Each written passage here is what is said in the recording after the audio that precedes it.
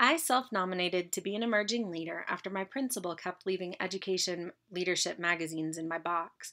I had a few things under my belt, like most ELs when they apply, but the first day that I sat in that room and I listened to everyone's accomplishments, then I quickly texted home that I didn't belong here.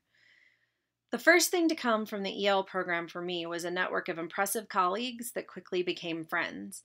This would be hugely important for me this past year as I moved across country and capitalized on the expertise and connections to seek out new jobs and to maintain professional support while I started a new role.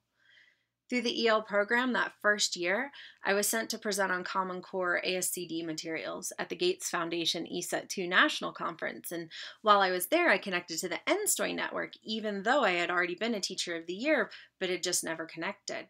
And I also learned about Hope Street Group.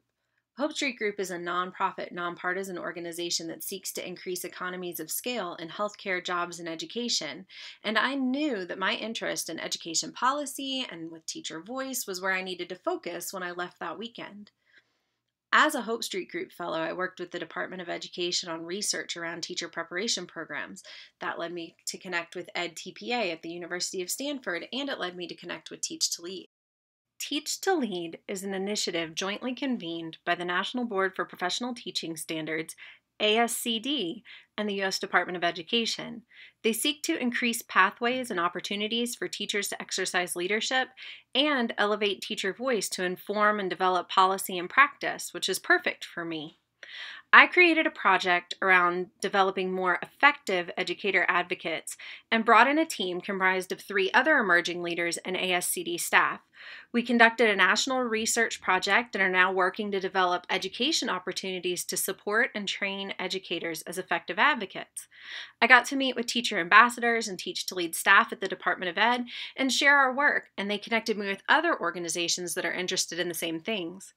In the meantime, I became an influence leader and along with EL Kenny McKee, developed the EdAd Because chat that provides solutions to policy and advocacy issues in education. One of the things I've learned is the more involved I am, the smaller the world becomes. I find Hope Street Fellows that are influence leaders and Teach to Lead connections that are new emerging leaders. And I finally know that this is a room that not only I belong in, but that I wouldn't want to be anywhere else.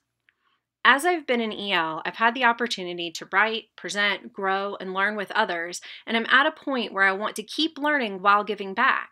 From early on, I realized that the EL program is what you make of it, and I've strived to make it an engaging community that continually supports me in being a better educator. Whether it's policy, writing, whole child, or some other area of interest, that's what I hope for all of us as we continue our EL journey.